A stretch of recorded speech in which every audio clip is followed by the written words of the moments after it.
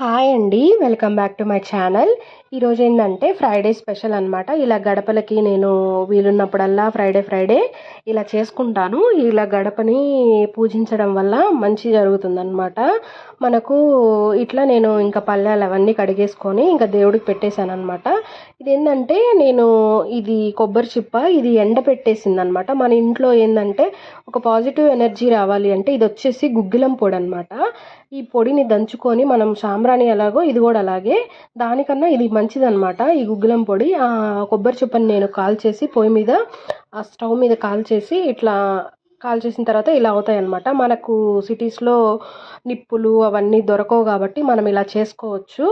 ఈ గుగ్గిలం పొడి అనేది చాలా మంచిదండి.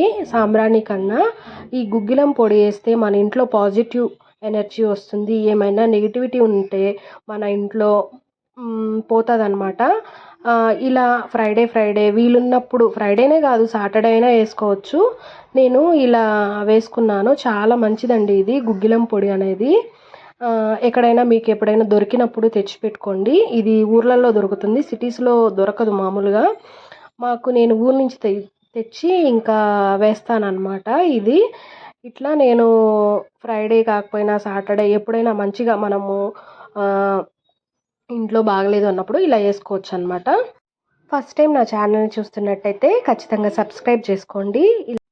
ఒక పూజ గదికే కాదు, ఇల్లు మొత్తం మనము ఈ సాంబ్రాణి గుగ్గిలం పొడిని మనము వేసుకోవచ్చు అనమాట. బాగుంటుంది, ప్రతి మూలలో వేసుకుంటే మంచిదన్నమాట.